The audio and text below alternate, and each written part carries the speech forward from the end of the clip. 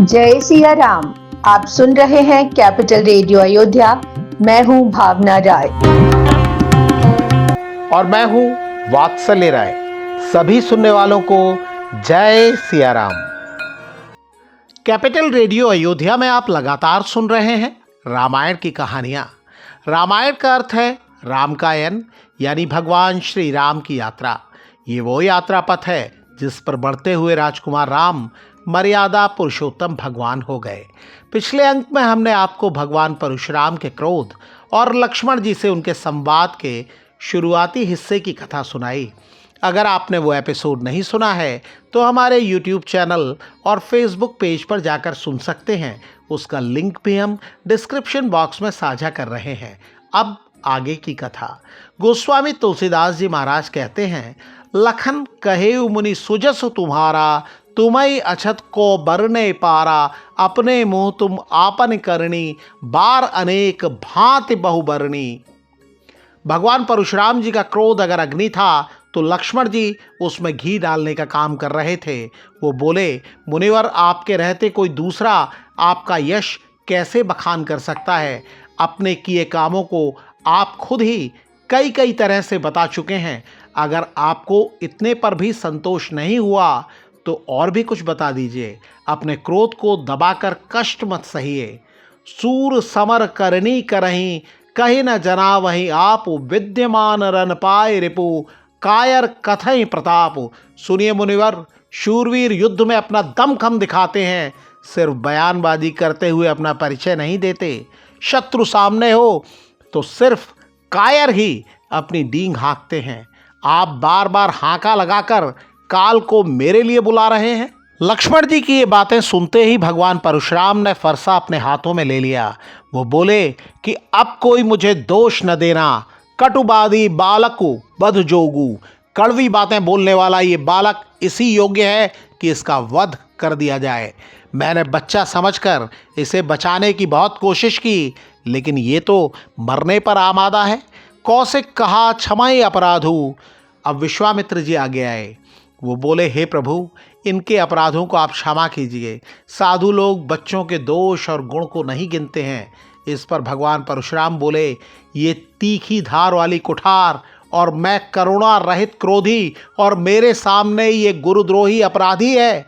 विश्वामित्र, इतने पर भी मैं इसे बिना मारे अब तक छोड़े हुए हूँ तो इसकी वजह सिर्फ और सिर्फ तुम्हारा शील स्वभाव है। नत एही काठ कुठार कठोरे, गुरही उरन होतो श्रम थोरे। नहीं तो इसे इसी कुठार से काट कर थोड़े ही परिश्रम से मैं गुरुदेव के ऋण को उतार देता। ये सुनकर विश्वामित्र जी मन ही मन हंसे। उन्हें लगा कि मुनिवर को हर तरफ हरा ही हरा नजर आ रहा है, यानी ये भगवान राम और लक्ष्मण जी को साधारण क्षत्रिय ही समझ रहे हैं। इनके प्रभाव से ये अब भी अनजान हैं। इस बीच भगवान परशुराम को लक्ष्मण जी ने उत्तर दिया, हे प्रभु, आपके शील को कौन नहीं जानता। वो तो सारे संसार में प्रसिद्ध है। आप माता पिता के ऋण को तो उतार ही चुके हो, अब गुरु का ऋण रह गया है। वो लगता है कि हमारे ही माथे पर चढ़ा है। उसका तो ब्याज भी बढ़ता जाता होगा। आप किसी हिसाब करने वाले को बुला लो। तुरंत देऊं मैं थैली खोली, मैं थैली खोलकर तुरंत हिसाब किताब चुका देता हूँ। ये सुनते ही भगवान परशुराम ने अपना फरसा संभाला। हाय हाय सब सभा पुकारा। सारी सभा हाय हाय करने लगी। लक्ष्मण जी ने कहा, हे भृगुश्रेष्ठ, आप मुझे फरसा दिखा रहे हैं और मैं आपको ब्राह्मण समझकर बचा रहा हूँ। मिले न कबाऊं सुबट रन गाड़े, द्विज देवता घर ही के बाड़े। लक्ष्मण जी बोले, हे मुनिवर, आप अपने घर के ही बड़े हैं।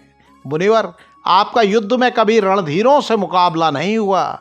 ये बात सुनकर सारी सभा ने कान पर हाथ रख लिए। वहीं भगवान राम ने आंख के इशारे से लक्ष्मण जी से चुप होने को कहा। भगवान परशुराम के क्रोध को शांत करने के लिए भगवान राम ने मधुर वचन बोले, नाथ करहु बालक पर छो। हे नाथ, इस बालक पर कृपा कीजिए।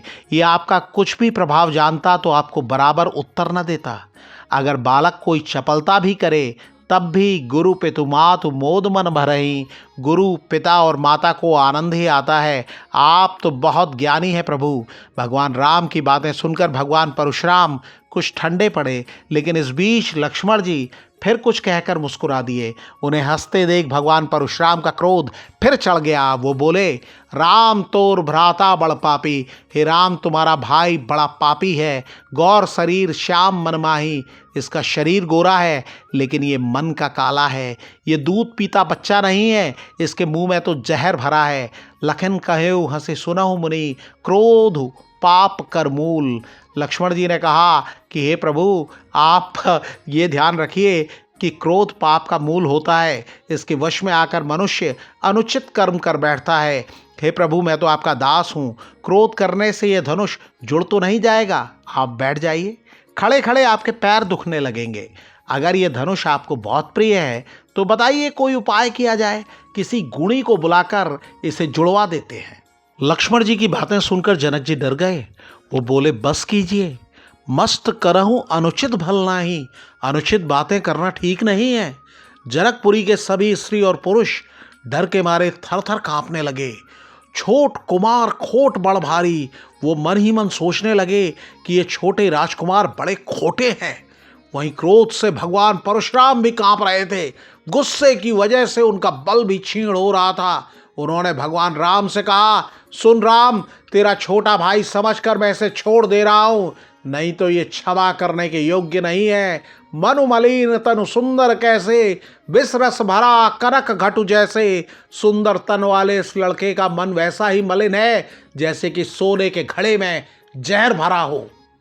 इस एपिसोड में इतना ही। अगले अंक में हम आपको सुनाएंगे आगे की कथा। कार्यक्रम को पसंद करने और शेयर करने के लिए हम आप सभी सुनने वालों के बहुत आभारी हैं।